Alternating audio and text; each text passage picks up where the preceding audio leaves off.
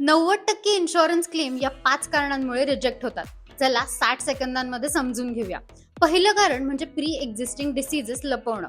Insurance form भरत असताना diabetes, BP, health conditions या गोष्टी ऑनेस्टली सांगणं कंपल्सरी आहे. जर तुम्ही कमी प्रीमियमसाठी त्या लपवल्यात आणि नंतर क्लेम केलात तर इन्शुरन्स कंपनी सरळ तो क्लेम रिजेक्ट करतात.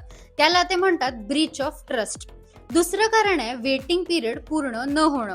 बहुतेक हेल्थ इन्शुरन्स पॉलिसीजमध्ये 2 ते 4 वर्षांचा वेटिंग पिरियड असतो, स्पेशली प्री एक्झिस्टिंग डिसीजेससाठी. या पिरियडमध्ये जर तुम्ही आजारी पडलात आणि क्लेम केलात तर ते डिरेक्टली डिनाय होतात. कव्हरेज सुरू व्हायला वेळ लागतो, हे आधीच समजून घ्या. तिसरं कारण आहे ट्रीटमेंट पॉलिसीमध्ये कव्हरच नसणं. सगळ्याच गोष्टी ऑटोमॅटिकली कव्हर होत नाहीत. पॉलिसी घेण्याआधी नक्की वाचा काय कव्हर्ड आहे आणि काय नाही ते. जर गरज असेल तर रायडर ऍड करा. चौथं कारण आहे प्रीमियम मिस झाल्यामुळे पॉलिसी लॅप्स होणं.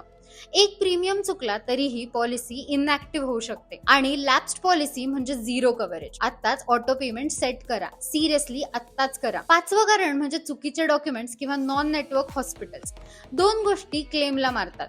एक, इन्शुरन्सच्या अप्रूव्ड लिस्टमध्ये नसलेल्या हॉस्पिटलमध्ये ट्रीटमेंट घेणं आणि दुसरं म्हणजे इनकम्प्लीट किंवा चुकीचे डॉक्युमेंट सबमिट करणं. प्रत्येक original bill, discharge summary, prescription सगळं अगदी जपून ठेवा. आता एक नंबर सांगते, क्लेम सेटलमेंट रेशो म्हणजेच CSR. समजा एखाद्या कंपनीला 100 क्लेम झाले, जर 99 सेटल केले तर CSR 99%. जितका जास्त तितका चांगला. पण एका वर्षाचा नंबर बघू नका, 3 ते 5 वर्षांचा ऍव्हरेज बघा. तोच खरा ट्रस्ट स्कोर. ही रील सेव्ह करा आणि घरच्यांना शेअर करा. एक दिवस हे लाखो वाचवेल.